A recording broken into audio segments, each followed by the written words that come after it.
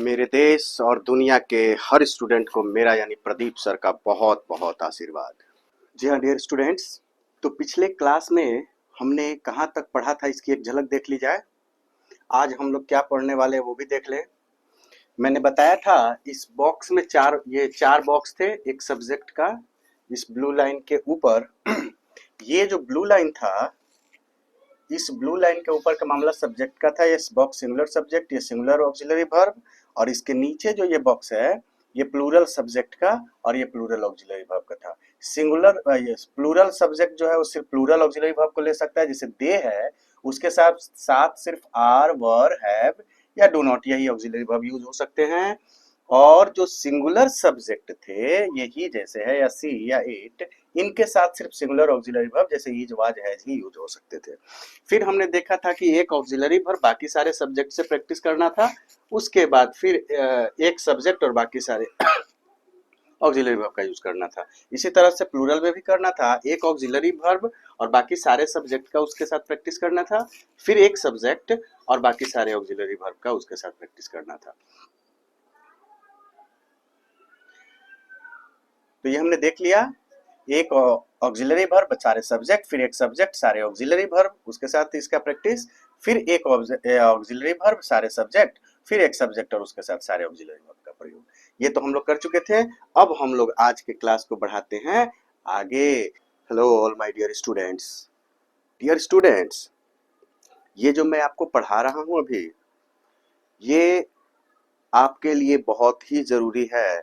और अगर ये आपको नहीं आता है तो इंग्लिश सीखना इम्पॉसिबल है। जी हाँ, और ये मैंने पहले भी बताया था कि अगर आप इंग्लिश सीखना चाहते हैं तो ये सब इस तरीके से आपके दिल में बैठा होना चाहिए, आपके दिमाग में इसकी लकीर इतनी गहरी होनी चाहिए कि अगर नींद में झकझोर कर भी कोई पूछे कि ऊपर कौन कौन है, सिंगुलर कौन है, नीचे कौन कौन है, प्लूरल का काम कौन कौन करता है, तो he, she, it, boy, Rahul, this pen, that pen, is, was, has, does not, had, ये सारा ऊपर है, इस तरीके से बोला जाना चाहिए। After then you will be able to learn English. Yeah, learn English. And for speaking, what can you say? If it is so necessary for learning, then how importance of it for speaking also. So please take it serious. जी हाँ, पिछले बार हमने क्या किया था? Box के यहाँ subject सारा था, ऑक्सिलरी वर्ब एक पकड़ा था हमने, यानी टोटल सब्जेक्ट और एक ऑक्सिलरी वर्ब से रिलेटेड बनाया जा रहा था अभी तक। अब हम लोग उल्टा कर रहे हैं, देखिए एक सब्जेक्ट रहेगा और जितने भी ऑक्सिलरी वर्ब हैं सबसे रिलेटेड, जैसे ही और इज से, ही और वाज से, ही और हैज से, ही और डज नॉट से, इस तरीके से इस बार हम लोग। इससे भी मतलब नहीं है, बस आपकी याददाश्त के लिए बस ऐसा लिख दिया हूं ताकि आप समझ पाए कि हाँ भाई वो बॉक्स ऊपर वाला ही है, नहीं तो पता नहीं आज का सिर्फ क्लास करेंगे और आपको लगेगा कि भाई पीछे वाला क्लास क्या था, कुछ पता ही नहीं है।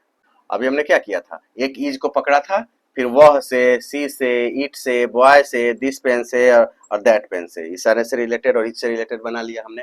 अब हम लोग एक वाज, एक ऑक्सिलरी वर्ब को सेंटर में रखेंगे और जितने भी सब्जेक्ट हैं उसको वाज से बनाएंगे। और ये सब मैंने छोटे छोटे लिखा है वहां पे, जैसे ये लाइन के ऊपर singular subject, singular auxiliary verb, plural subject, plural auxiliary verb, ये मैंने लाइन के ऊपर यहाँ भी लिखा है, देखें। जी हाँ, ये जो लिखा हुआ है ये, लेकिन ये छोटा लिखा हुआ है ताकि आपको दिखे नहीं। जी हाँ दिखे नहीं इसलिए क्योंकि आप देख के आपको नहीं बोलना है, आपको सारा वर्ड मीनिंग याद होना चाहिए, तभी ये क्लास करना है। चले आ जाए, अब आते हैं हम लोग वाज। देखा यहाँ वाज को सेंटर में रखा गया है और इसके बाद बनाएंगे। अब जरा बताएं, वह अच्छा था, तो वह का इंग्लिश आपको पता है, जाल फेंकने वाला वही नियम जो मैंने बताया, जाल खींचना है, फिर वह का इंग्लिश, फिर था का इंग्लिश, अच्छा का इंग्लिश, जितने भी सब्जेक्ट सिंगुलर हैं उनसे मैं बनाऊंगा और वाज को सेंटर में रखते हुए बनाना है, यानी सब में था या थी ही होगा क्योंकि वाज से रिलेटेड है, बाकी सब्जेक्ट बदलते जाएंगे, ऑक्सिलरी वर्ब एक ही रहेगा। तो आ जाए, वह अच्छा था का इंग्लिश क्या होगा, तो he was good, he was good. वो अच्छी थी, सी, थी मतलब लड़की थी, तो सी वाज गुड। उम्मीद करता हूं आपको समझ में आ रहा होगा, आ रहा है ना? कमेंट में जरूर लिखें। वह अच्छा था, और जो नहीं आ सकते हमारे देश दुनिया के बच्चे, वह इंतजार करें, मैं आप तक पहुंचूंगा जरूर। वह अच्छा था, ही वाज गुड। लड़का अच्छा था, एक लड़के की बात हो रही है, सिंगुलर है तो था का इंग्लिश वाज होगा। Boy was good. फिर राहुल अच्छा था, देखिए अब राहुल से बताया, महेश या राहुल जो कुछ भी हो, नाम एक ही बात है। Rahul was good. फिर यह कलम अच्छी थी, दिस पेन वाज गुड। फिर वह कलम अच्छी थी, that pain was good. Clear है? बन गया? स्क्रीनशॉट ले लें। अभी मैं आपसे पूछने वाला हूं, अगर पूछने के बाद भी डायरेक्ट बिना देखे जवाब नहीं दे पाते हैं तो प्लीज आप ये वीडियो छोड़कर अभी भी पीछे वापस जाएं, पिछले क्लास को देखें, फिर आगे आएं, क्योंकि जवाब तो भाई देना होगा।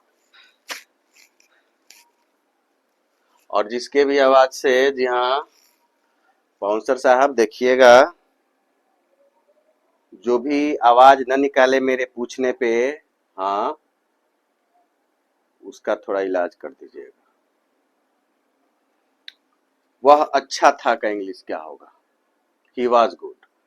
जी हाँ, वो अच्छी थी, ही होगा। सी वॉज गुड, अच्छी थी ना, लड़की थी तो सी होगा ना।